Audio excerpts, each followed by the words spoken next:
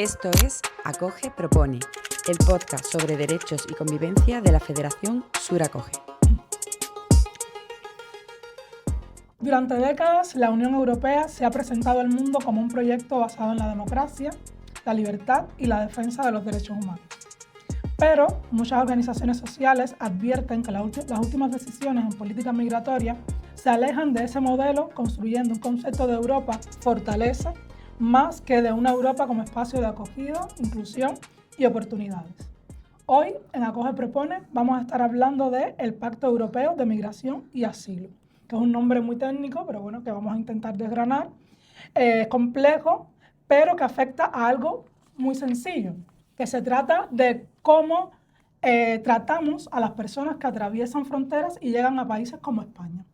Bienvenidas y bienvenidos a Acoge Propone. Este es nuestro segundo capítulo. Es un espacio para hablar sobre derechos, ciudadanía y convivencia y entender un poco más las migraciones, más allá de titulares, rumores, etc. Hoy, para hablar de este tema que hemos ya introducido, nos acompaña María Fernández Llobregat, sí, quien es periodista, pero además es coordinadora del área de incidencia y comunicación de la Federación Sur Acoge, que ahora vamos a explicar todo eso, qué significa. Y también nos acompaña Cristina Narváez, quien es trabajadora y educadora social y además es parte del equipo de la Delegación de Sevilla de la Federación Sur Acoge. Bienvenidas a las dos. Gracias. Muchas gracias. Bienvenidas a las dos. Muchas gracias. María, para empezar, bueno, vamos a presentarnos un poquito para que la gente que nos va a escuchar y nos va a ver nos conozca. Esto de área de incidencia y comunicación, que suena súper lindo, la verdad que cuando yo lo escuché digo, hostia, ¿qué incidencia? ¿Esto qué es? El área que yo coordino, que es el área de incidencia y comunicación, a lo que nos dedicamos, nuestro propósito es influir y sensibilizar a las personas, tanto a las personas, en la sociedad en general, como a intentar influir en las políticas públicas, de manera que, bueno, que haya un enfoque general de derechos humanos tanto en las políticas como en las personas. Maravilloso, perfecto. Lo he conseguido resumir. Súper, súper. Y Cristina, cuéntame un poquito qué trabajo haces tú. Bueno, eres trabajadora social, educadora social, son cosas distintas, pero realmente en el día a día, ¿qué es lo que haces? Bueno, pues en la Delegación Sevilla tenemos varios proyectos que lo llamamos mal llamados proyectos generales, porque en la Delegación Sevilla nos dedicamos especialmente a los programas de protección internacional y también a toda la atención a la población general. Y yo en concreto pues me dedico a esa atención social a cualquier persona que tenga cualquier duda, que ha podido llegar hace una semana a España o que lleve aquí años, incluso nacionales, ¿no? Con nacionalidad española. Y un poquito de esa orientación, detección de necesidades, acompañamiento cuando estamos en una situación pues, un poquillo más complicada, ¿no? Y también un poquito más en la parte de género. Tenemos un proyecto muy bonito de la Federación que es FAGUA, que tiene muchos años, y ahí pues hacemos más dinamización de redes, creación de espacios como las tardes del té, ¿no? Que he podido formar parte y me encanta, es un espacio súper bonito. Sí, y esa parte pues un poco más de esa educación social, de esa dinamización y acompañamiento a procesos más largos, más allá de esa atención social y jurídica que hacemos aquí en la delegación. Maravilloso. Pues María, en estos últimos meses, bueno, ya lleva un tiempo hablándose de eso, pero sobre todo en los últimos meses, casi en las últimas semanas, se ha hablado mucho de lo que llamamos en las organizaciones sociales el PEMA, que es lo que comentamos, el Pacto Europeo de Migración y Asilo. A partir de ahora, esto como en las tesis doctorales, pues en lo adelante, PEMA, o el pacto, ¿no? Porque al final es de lo que vamos a tratar el tema de hoy. Cuéntanos un poquito qué es exactamente el PEMA, que es este pacto, y por qué nos debería importar a la ciudadanía en general. Mira, el PEMA, el Pacto Europeo de Migración y Asilo, es un conjunto de normas, ¿no? En total son 9 reglamentos y una directiva, pero bueno, lo importante no es eso. Lo importante es que son normas que nos hemos dado los países que formamos parte de la Unión Europea para generar la arquitectura de la acogida.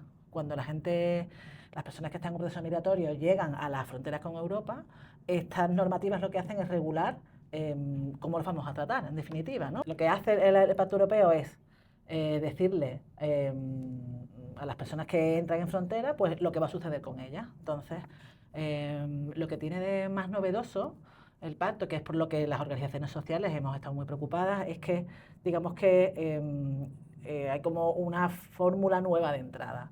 esta fórmula, que así en inglés se dice screening, ¿no? Porque no se entiende muy bien, realmente es como si fuera, cuando tú entras a un hospital, que lo hablábamos antes, ¿no? Tienes como una sala en la que esperas a que te digan hacia dónde vas, ¿no? Entonces, este procedimiento, esta primera puerta de entrada, tú estás 7 días en los que se decide si tú vas a entrar directamente a ser solicitante de asilo, si tú directamente eres expulsable, ¿no? Vas a ser retornado. Y la nueva puerta que se ha abierto es un procedimiento intermedio, es como una salita de espera en la que todavía no se sabe si tú vas a entrar en un sitio o si vas a entrar en el otro. Esto pues genera un poco de incertidumbre porque realmente del tiempo que se está en esa segunda sala de espera, ¿no? Son 12 semanas. Entonces, ni las 7 semanas de entrada de inicio, ni los 7 días de entrada de inicio, ni las 12 semanas son a veces suficientes para detectar cualquier tipo de casuística de vulnerabilidad o de problemática que tenga esa persona, ¿no? Hay una preocupación desde las entidades sociales en que, bueno, que cuando una persona entra no se detecte realmente que merece ser acogido en el país que está solicitando asilo. Es decir, ¿no? para entendernos, nosotros llega una persona a frontera y, bueno, para determinar, ¿no? Es como el triaje, ¿no? Como Sí. que llamabas del hospital, para determinar si tienes las condiciones para solicitar asilo en Europa o no, se te mantiene pues ahí en un stand-by. Claro. ¿Dónde? Ese lugar, o sea, ¿dónde te quedas esperando? ¿Qué se hace con esa A ver, persona? cuando tú llegas, en esos primeros 7 días, Ujú.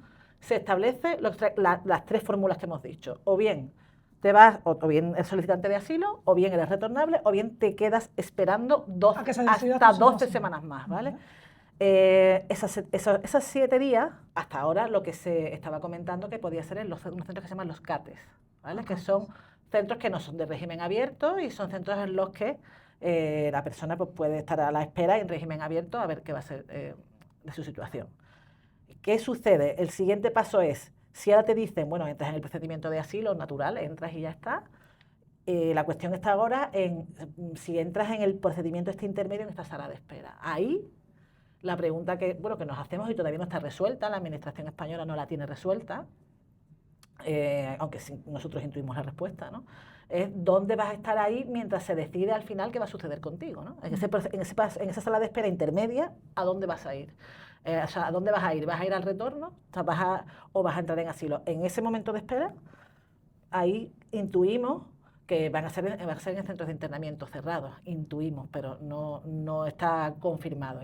Lo intuimos porque realmente si estás ahí hay muchas opciones de que seas retornable, ¿no? Entonces entiendo que si tú, como persona migrante que llevas un proceso migratorio larguísimo, ahora estás a la espera y no sabes, pues puedes tener la tentación de decir, oye, yo aquí no me voy a quedar, Claro. porque puede ser que me digan que tengo que retornar, ¿no? Ya no decimos en la parte de retorno que donde los lugares que a los que se están dirigiendo son los CIE. Vale, vamos a entrar luego un poquito más adelante, ya más en detalle y además con Cris, de las situaciones concretas que se pueden presentar o las condiciones en las que vienen muchas personas. Pero antes, en esta parte, digamos, de contexto, entender, María, un poquito cómo funcionan las leyes europeas en el territorio español, porque estamos hablando de que esto es un pacto europeo de migración y asilo, pero que luego en los países se va a ejecutar de una forma u otra según pues, las leyes y ¿no? Claro, aquí lo importante es saber que los reglamentos, claro, Europa nos queda muy lejos, ¿no? A priori, ¿no? ¿Por qué el Pacto Europeo de Migración y Asilo nadie lo conoce? Porque realmente las personas actuamos un poco por cercanía, nos va importando lo que tenemos más cerca, ¿no? Europa parece que las políticas europeas no nos impactan y en concreto esta política europea nos impacta directamente. Los reglamentos caen directamente sobre la legislación española, son de cumplimiento directo, o sea, no hay mucha adaptación y mucho margen de movimiento. Hay algunos, ¿vale? ¿Cómo se implementa esta normativa en España? Pues lo que se está haciendo en España y se está haciendo ahora, se ha empezado a hacer ya, pues se hace a través de normativas menores, no se hace a través de leyes, sino se hace a través de instrucciones de normativas que son menores. Aquí hay una reflexión que también la comentábamos el otro día, importante, es que quizá podía haberse hecho una normativa un poco más fuerte, una ley, y haber blindado más la garantía de derechos de esta normativa, ¿no? pero no se ha hecho, entre otras cosas, porque hay una debilidad parlamentaria. ¿Esto qué quiere decir? Que si el gobierno probablemente hubiese intentado hacer una ley para intentar darle empaque a la normativa, lo probable es que no hay fuerza en el Congreso para que esa ley hubiese salido adelante. Entonces, el gobierno ha decidido que toda la normativa que cae del Pacto Europeo cae como en instrucciones, en cosas más pequeñitas, que al final, si hay cambio de gobierno, y hay que recordar que hay unas elecciones, pues si hay cambio de gobierno puede suceder que esa normativa pues desaparezca, ¿no? y aparezca otra más dura, claro. Bueno, vamos a entrar ya en una segunda parte en la que queremos hablar un poquito de la dimensión humana del PEMA, del Pacto Europeo de Migración y Asilo. Antes de entrar en cuestiones muy concretas del pacto, sí que quería preguntarte, Cris, tú trabajas de forma directa con personas migrantes, muchas de las cuales pues, acaban de llegar a España, como decías antes, o llevan un tiempo, o incluso son nacionales, pero bueno, en este caso, hablando de las personas migrantes, ¿qué perfiles más comunes se encuentran en el equipo? O sea, más allá de lo que tú trabajas personalmente, ¿qué perfiles te puedes encontrar y en qué condiciones suelen llegar aquí a la delegación, por ejemplo? Vale, pues como decía antes, aquí llevamos tanto el programa de protección internacional como esa atención social generalizada a personas que no tengan que hayan tenido que pasar por una solicitud de asilo. Y en general yo sí que diría que la mayoría de personas que llegan a este sistema de protección internacional pues vienen con trayectos migratorios muy largos, ¿no? Sobre todo diferenciando el país desde el donde viajan y cómo viajan, porque hay personas que pueden viajar en avión y otras que se dediquen meses a estar pasando por diferentes países, realizando un trayecto migratorio hasta poder cruzar las fronteras, ¿no? Que es lo que encontramos muchas veces en Canarias.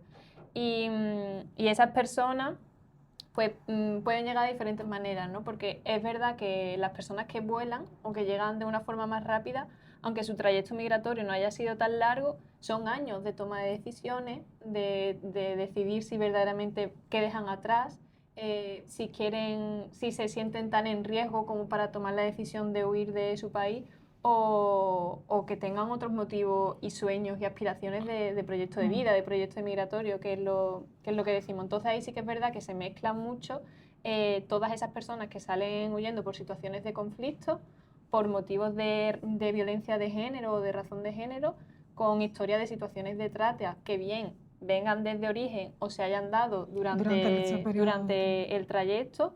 Y ahí mezclando pues muchas veces personas con menores, ¿no? Y ya ahí entramos en esa toma de decisiones de, bueno, ¿es suficiente esos 7 días para valorar si esta persona que estamos diciendo que acaban llegando y entrando aquí en el sistema, que nosotras mismas en la primera entrevista detectamos el motivo real de esta persona que ha migrado hasta aquí con su historia de vida para decidir si tiene derecho a un asilo, a una protección o no? Y además ese miedo, yo entiendo que incluso con vosotras es un entorno a lo mejor más amable, pero en una situación de frontera, que la que tú tienes un entorno policial, vamos a decirlo así, ¿no? Con una mirada un poco de frontera, de seguridad, pues yo entiendo que es muy complicado. Y reducirlo a 7 días es que puedes dejar fuera, o sea, puedes devolver a la trata a personas que están en círculos de trata, puedes devolver a menores a situaciones muy riesgosas. Entonces, que esos 7 días nos parece que va un poco en contra de la protección de los derechos de las personas y de las personas más vulnerables, que además tenemos que tener una mirada especial con ellos. Y hablando de este camino migratorio, precisamente, es que claro, la migración, para empezar, es un derecho, ¿no? La gente se mueve por disímiles razones. Es verdad que hay motivos que dan origen a esa migración mucho más crudos, violentos que otros, pero que también entendemos de casos de personas que a lo mejor lo han dejado todo, y cuando digo han dejado es que han vendido a lo mejor todas sus pertenencias, todo, y han tirado con lo que tienen hacia adelante, ¿no? Y luego, en el camino, ¿qué situaciones has conocido o se suelen encontrar? Porque también yo creo que muchas son de conocimiento, que a uno, a lo mejor se puede mirar más, se puede mirar menos, pero yo creo que hay muchas situaciones que son de amplio conocimiento de la población, de, por ejemplo, desapariciones, ahogamientos, gente que pierde a la familia, gente que se separa en una parte del camino y nunca se vuelve a encontrar. O sea, si a veces nos ponemos a pensar que no es yo cojo un avión con mi esposo, mis 2 hijos y digo, qué guay, con mis ahorros. Hay casos que son así, pero luego hay casos que son diversos y disímiles en los que realmente tu vida cambia de una manera radical y ya volver a veces no es ni siquiera una opción. Incluso personas que salen huyendo de su núcleo familiar o no le dicen a nadie que se marchan, son simplemente a una persona con la que tengan una confianza porque en su propio núcleo familiar o en su comunidad haya estado viviendo esas situaciones de violencia. Entonces, cuando esa persona sale, si se expone a una devolución, va a tener que volver a su comunidad, va a tener que volver a su país, no sabiendo qué es lo que le espera cuando vuelva, ¿no? Y yo creo que eso es bastante grave cuando hablamos de tipos de violencia muy abiertas, ¿no? Porque muchas veces cuando hablamos de violencia nos podemos imaginar un maltrato físico, un maltrato psicológico, pero sabemos que hay un montón de tipos de violencia en determinados lugares como matrimonio forzoso, matrimonio infantil, mutilación genital y otros tipos de... Discriminación por orientación sexual. Totalmente. Entonces, pues bueno, y que estas propias, por ejemplo, con las personas que salen por motivos de orientación sexual o identidad de género, una vez que llegan aquí, creo que también queda un camino de descubrimiento, porque sabemos que nuestras propias identidades o yo misma, ¿no? Como persona, no siempre tengo tan claro quién soy, de dónde vengo y a qué le tengo miedo. Entonces, yo he tomado una decisión de que sé que necesito huir, pero ni yo misma a lo mejor cuando tenga que hacer mi relato famoso de asilo o de explicar por qué huyo, ni yo misma sepa montarlo, ¿no? Y eso es un acompañamiento de meses y que yo creo que el sistema de protección internacional o un sistema de garantía de derechos debería acompañar a esas personas en ese proceso y que vemos que con esta situación pues... Claro, que por eso es tan peligroso este tema de los acortamientos de plazos, ¿no? Fíjate que el argumento de la... No me dejas ni preguntarle, María. No, pero es que la estoy escuchando súper atenta. Claro, porque es que justo yo creo que ahí es donde hay que entrar. Sí, además que estas cositas de 7 días, 12 semanas...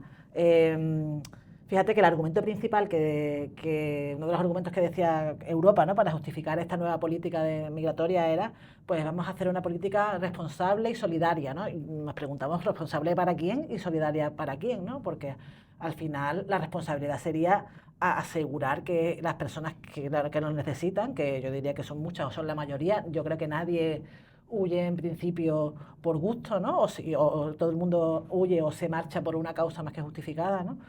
Yo creo que cuando tú entras en el país, o sea, lo mínimo que debes tener es tiempo y luego esta cosa que se llama este espacio de seguridad, ¿no? Y para poder desplegar efectivamente lo que te está pasando. Es que cualquier otra cosa lo que está enfocándose es en no dejar, en no permitir que las personas entren, sino en volvértelas al lugar donde estaban, ¿no? Es un concepto peligroso realmente, ¿no? Pero ahí vamos. Total, de hecho, lo que estábamos comentando antes, una persona que se enfrenta a una situación de violencia, a lo mejor en un entorno normal y familiar, normal entre comillas, ¿no? Porque es normal, ¿no? Pero familiar, en un país europeo con determinada garantía, le cuesta verbalizar lo que le pasa, le cuesta abrirse en confianza con una persona. Que no pasará en una frontera con una persona que llega en las mismas situaciones. Son 7 días suficientes para yo determinar si ha sufrido violencia o no, incluso las pruebas sobre todo del tema de menores, que no hemos entrado, pero una persona, un chico adolescente, una chica adolescente, para yo determinar si es una menor de edad o no, en 7 días realmente se puede determinar eso con relativa facilidad. Pero luego que otras barreras, la barrera del idioma, o sea, que hay muchas barreras, o sea, la barrera que puede traer, por ejemplo, me acuerdo de las mujeres, ¿no? Una mujer que haya sido víctima de trata, ostras, decir eso a un señor policía. No, es que no sale, en una entrevista, no, eso no es sale. O sea, es que quiero decirte que entonces, pero que yo creo que esto se sabe, o sea, quiero decir, que esto no es que no se sepa, y a mí me preocupa que esto yo entiendo que se sabe, que realmente, entonces esta política europea está hecha ¿para qué? Para el control de las personas que entran o está hecha para cuidar la calidad de las personas, que cuando tú aplicas unos tiempos, unos plazos y unas formas, estás diciendo un poco que Europa quiere ser, ¿no? Y Europa no, en principio, cuando se generó el sistema de acogida, se generó pensando en que las personas tienen derecho a irse. Pero si las personas tienen derecho a irse, tienen derecho también a ser acogidas con calidad, ¿no? En algún lugar. Totalmente. Y este tema, por ejemplo, que viene un poco al hilo de lo que estamos hablando, de analizar, o sea, de tener la capacidad y el tiempo de analizar cada caso particular y no teniendo en cuenta, por ejemplo, solamente de qué país venga, ¿no? Porque No sé exactamente cómo es que se llama, pero sabemos que hay como una especie de puntuación Sí. del nivel de riesgo del país del que tú vengas, ¿no? Sin mirar más allá la situación particular y personal de la Sí. persona. Sí, de hecho, es una de las cosas que se evalúan cuando te quedas en el procedimiento, cuando en el procedimiento fronterizo este que hemos hablado, esta cosa intermedia, ¿no? Se evalúa si tu país de origen es un país riesgoso para ti, ¿no? Y claro, entonces no me parece que tenga mucho sentido que un país per se puede ser riesgoso para alguien. Evidentemente que hay países que son muy riesgosos, pero un país cualquiera puede ser peligroso para alguien. Para una en persona cualquier, en cualquier circunstancia. Totalmente. No es un factor determinante o no debería serlo. Y claro, eso es un factor, como es una listita, son unos numeritos, es muy fácil recurrir a eso, ¿no? Y como hay que hacerlo rápido, parece que tú dices, bueno, es de Senegal, pues en Senegal está todo bien, perfecto, usted vuelve a Senegal, ¿no? Y es como, bueno, pues en Senegal a lo mejor es que yo estoy siendo víctima de X o Y o Z, no porque sea Senegal, sino porque es de donde vengo. Sí, y porque soy yo y mi situación personal aplica exacto. ahí, claro. Totalmente. Totalmente. Vamos a entrar un poco también en tema de cómo afecta esto en general al proyecto europeo, a la democracia, a los derechos humanos en el mundo entero, porque hay preocupación al respecto. En los últimos años hemos visto crecer discursos que presentan la migración como una amenaza directamente, o sea, ya no nos escondemos. ¿Cómo hemos llegado hasta aquí? Yo sé que esto es muy complejo de explicar. María, te estoy mirando a ti porque creo que me lo comentes un poquito. Sí. Sé que es complejo de explicar, pero de manera un poco yo creo que sencilla, saber que este pacto no ha venido de la nada. Claro. Se están dando una serie de situaciones, ¿no? ¿Qué está pasando en Europa para que esto se dé? Y bueno, ya entrando ya en materia, este avance de la ultraderecha en Europa y, si me apura, en casi todo el mundo, ¿qué está pasando? ¿Qué se está gestando ahí? Mira, yo creo que hay dos sentimientos, dos sensaciones que inoculadas en las personas o en las sociedades son peligrosas. Yo viví un tiempo, unos años en Palestina, y me di cuenta que tanto el miedo como el enfado y el odio son cosas que son súper peligrosas, ¿no? Y yo creo que lo que ha hecho la ultraderecha es agarrarse a ese miedo y a ese odio o a esa generación de odio. ¿Cómo? Pues a las situaciones de crisis, situaciones de precariedad, situaciones de inseguridad, situaciones de crisis, en vez de atribuirlas a errores del sistema o cosas que mejoran el sistema, lo atribuimos a colectivos. Lo atribuyo a colectivo migrante, lo atribuyo a mujeres, lo atribuyo al colectivo LGTBI. Y entonces ahí genera un caldo de cultivo en el que enfrento a uno contra el otro, en el que genero miedo, en el que genero odio, y esos son sentimientos tan primarios que después tenemos, para mí, el segundo factor que es súper importante, que es pues, los nuevos medios de comunicación y las nuevas redes sociales. Es muy fácil generar mensajes que incrementen ese miedo, incrementen esa sensación de odio, y eso, pues, eso traducido en votos se llama votar a la ultraderecha. Es que esto es así. Y entonces yo creo que esto es una cosa que ha ido creciendo al principio, durante muchos años, ha estado no ha estado muy visible, ¿no? Se ha ido gestando y ido naciendo, y creo que ya, bueno, ya no hay que esconderse, ¿no? Ya es evidente, y esto pues en las políticas europeas se ha traducido en que al final hemos hecho de ser una Europa que daba la bienvenida a las personas, ¿no? Que era también una tierra de oportunidades y una tierra que reflexionó sobre la necesidad de acoger a aquellas personas que lo necesitaban. Hemos pasado de eso a ser una Europa que tiene unos muros muy altos, que las fronteras éticas parece que no existen, no hay fronteras éticas, todo vale. Hablando de fronteras, ¿no? Todo vale. Y entonces estamos en ese camino. Al final los políticos y las políticas no son más que la traducción de lo que está pasando en la sociedad, ¿no? Y es curioso que en Europa un discurso como el discurso que tiene España, que desde las organizaciones sociales le hacemos muchas críticas, pero es que la realidad es que este discurso en Europa es muy progresista. O sea, en el fondo España es una especie de excepción o de isla, y eso es preocupante, porque España tiene unas políticas migratorias que tiene cosas que están bien, cosas que están regulares y cosas que están mal, pero que es que en Europa va a contracorriente. Esto es muy peligroso, ¿no? O sea, hablábamos también antes que no es que nos preocupe lo que está pasando en España, que nos preocupa y mucho, ¿no? Pero que está pasando en otros países cuyas políticas están encaminadas a lugares mucho peores de momento, ¿no? Así mismo, total. ¿Tú quieres aportar algo sobre este tema, Cris? Que te he visto tomando nota y yo digo, mira, lo mejor. No, era pensando luego en que cómo hemos llegado a este momento y cómo eso se ve reflejado en las personas, tanto en por qué una persona decide emigrar y por qué son siempre de los mismos países, ¿no? Y qué qué posición tiene Europa histórica y políticamente para que además seamos quienes recibimos a estas personas migrantes, ¿no? Y esa situación de poder y de diferencia respecto a otros países y que bueno, que yo a veces pienso que es incluso una situación, un motivo de justicia de recibir a todas estas personas que nunca han estado en la misma posición de poder o situaciones socioeconómicas. Total. Cris, con estos cambios que estamos hablando y que plantea el pacto, ¿qué es lo que tú sientes o qué es lo que más te preocupa desde tu trabajo diario?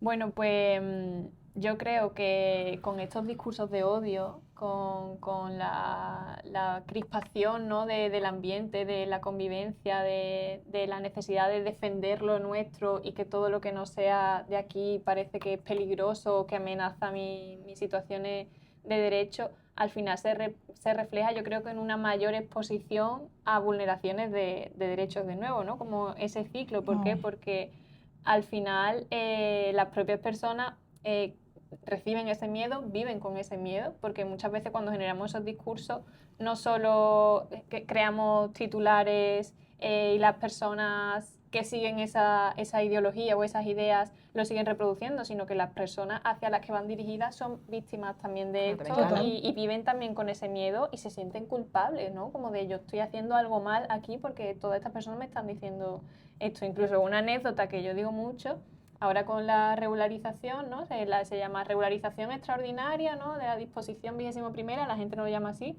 tal caso regularización, y mucha gente se acercaba aquí diciendo que quería hacer la regularización masiva, ¿no? Y regularización masiva no es más que un titular que se ha reproducido por muchos sitios que puede tener también una connotación un poco negativa. Es verdad que muchísimas personas se han acogido a este proceso, aún no sabemos cuáles van a ser las resoluciones de todo esto, pero las propias personas utilizan este lenguaje, ¿no? Todo este simbolismo que seguimos reproduciendo.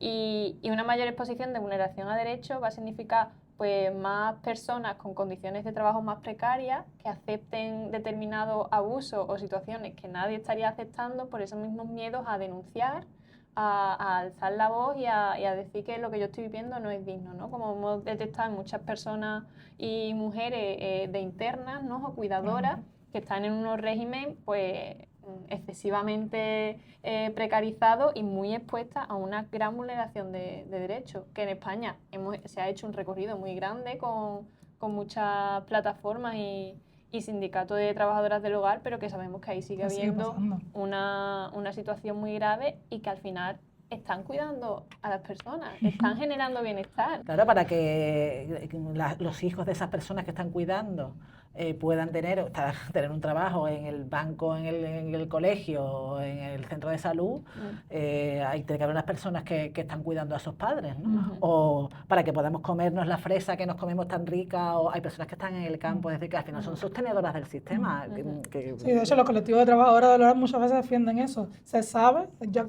no sé por qué no hemos ido a otro tema, pero me gusta, se sabe que es importante el trabajo que hacen las mujeres cuidadoras. Les digo mujeres porque en la grandísima mayoría son mujeres.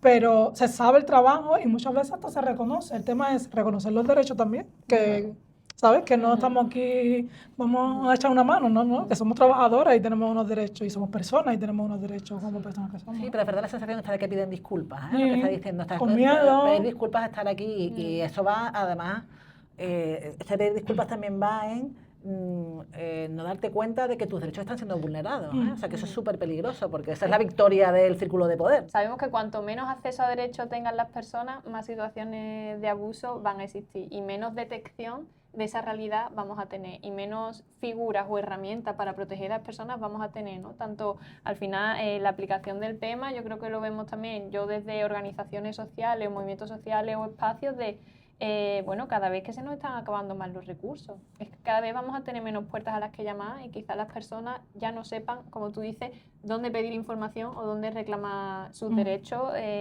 como personas y sin hablar de las infancias y niños y niñas que se queden en situaciones irregulares, en esos limbos o los niños y niñas que se quedan en origen y sus padres o madres han migrado aquí. Buscando ese futuro. Ahí has dicho una palabra interesante, detección, que me va a ayudar un poco también a hilar con otra parte de esta cuestión del PEMA. ¿Cómo podemos garantizar que esto que se ha planteado de que con lo que comentabas antes, Europa plantea un reglamento, luego España aplica también normativas asociadas a ese reglamento. ¿Cómo podemos garantizar que se cumplan los derechos en España como se deben de cumplir? ¿Qué mecanismos existen? ¿Quién es la persona responsable o la identidad responsable? Mira, realmente lo que vamos a ver ahora qué va a pasar, ¿no? Ahora ha entrado en vigor hace unas semanas el Pacto Europeo, ya desde el gobierno se han empezado a hacer instrucciones, lo que digo que son normativas menores y ahora en el desarrollo vamos a ver realmente, porque el discurso, digamos que Sura acoge junto con otras entidades, desde que comenzó todo esto del Pacto Europeo, hemos estado muy atentas a ver cómo era la normativa y después también a cómo iba a desarrollarse en España. Pues nos preocupa mucho ver que efectivamente la normativa que viene de Europa, que es una normativa más restrictiva que la normativa que tenemos en España, ver cómo eso casa, ¿no? Porque es verdad que desde el gobierno se nos ha dicho que se va a hacer siempre todas las políticas que sean necesarias para que se garantice el margen más amplio de derechos, ¿no? Pero a veces es complicado, o sea que hay cosas que tú dices, bueno, si el reglamento cae sobre la normativa, si además el desarrollo que puede tener es con normas pequeñas, normas menores, no sabemos cuánto margen al final va a haber ahí. Entonces, ahora estamos viendo, ahora justo que empieza a implementarse y podemos ver, digamos, el pacto en acción, ¿no? En la frontera, vamos a ver y cómo el gobierno español resuelve esta incógnita, que es una incógnita que hemos preguntado a las organizaciones durante mucho tiempo. ¿Qué papel tienen las organizaciones aquí? ¿Cuál es esto? Bueno, siempre vuelvo a esto, a coger proponer. ¿Qué proponemos desde aquí? ¿Qué puede hacer la gente? ¿Qué puede hacer la ciudadanía? ¿Qué pueden hacer las organizaciones sociales? Bueno, aquí una de las mantras que hemos tenido las organizaciones sociales ha sido intentar garantizar que hubiera un mecanismo de seguimiento, de transparencia y de control, ¿no? Que las organizaciones sociales pudiéramos entrar ahí. La realidad es que no hemos podido entrar. Lo hemos apretado muchísimo y quien tiene esta potestad es la Defensoría del Pueblo. Ahora vamos a ver cómo esto se desarrolla, ¿no? Y después también nos hemos cansado de repetir, bueno, un poco lo que hemos hablado ya, ¿no? Para nosotros era muy importante que estos tiempos tan marcados, tan cerrados, pues no fueran así, no fueran estos tiempos y que realmente se pueda tener un acompañamiento de la persona una vez entra y solicita asilo. Desde el gobierno se nos ha dicho que es verdad que aunque este primer paso de estos 7 días, pues imaginaros que pasa el procedimiento fronterizo, se nos ha dicho que se va a cuidar mucho este trazado, este seguimiento, aunque esté en el procedimiento fronterizo, es decir, que a esos 7 días se pueden sumar esas 12 semanas y que esté en el procedimiento fronterizo no garantiza que después vaya a estar en retorno, ¿no? Nos ha dicho que eso se va a cuidar mucho, que no... Porque nuestra preocupación es, bueno, esto es así lo pone Europa, bueno, ahora vamos a desarrollarlo con cuidado. No hagamos que sea lo que hablábamos antes, ¿no? Que sea el criterio de que es un país seguro y ya está. O no hagamos el criterio de que, bueno, pues parece adulto, entonces no nos fijamos en si es menor, ¿no? Sino que desde las diferentes reuniones que hemos tenido hemos insistido mucho en, oiga, vigílelo usted, ¿no? Y lo que se nos ha dicho es que se va a hacer pues un poco este seguimiento. Entonces, principalmente nuestras reivindicaciones han ido por ahí, han ido a que haya mecanismos de transparencia, a que se vigile los tiempos, a que se garanticen que las vulnerabilidades se protegen, ¿no? Nos da mucho miedo esto que hemos hablado antes, de que haya personas que han hecho un camino migratorio durísimo y ahora llegan aquí y ahora vuelves ¿a qué? ¿Vuelves a qué situación?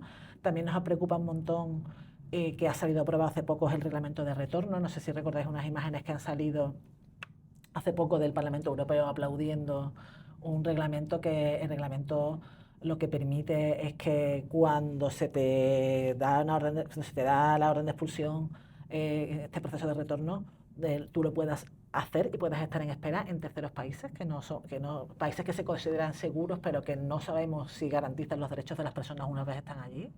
También el reglamento de retorno habla de que en casos en los que se considere que por algún motivo tú representas algún peligro, puedes estar hasta 30 meses en un sí, claro, que al final es como centro. Que estás preso, que no has cometido delito, pero estás esto nos da mucho miedo, ¿no? Que estos CIEs que estaban un poco en desuso ahora vuelvan otra vez a reactivarse y que este procedimiento de retorno, este reglamento de retorno lo que haga es devolver a personas a CIE durante un tiempo que que no es el que debe ser, ¿no? Pues yo creo que se han hablado muchas cosas, seguramente el Pacto Europeo todavía da un poquito más que hablar en los próximos semanas, meses. Estaremos también, yo creo, vigilantes a ver las situaciones que se puedan ir dando, pero por ahora cerramos este segundo capítulo de Acoge Propone. Muchas gracias, María, muchas gracias, Cristina. Gracias a las personas que nos están escuchando, que nos están viendo por las diferentes plataformas y nada, les invitamos a seguiremos en este espacio que es Acoge Propone para hablar sobre ciudadanía, sobre derechos, sobre convivencia y nos vemos.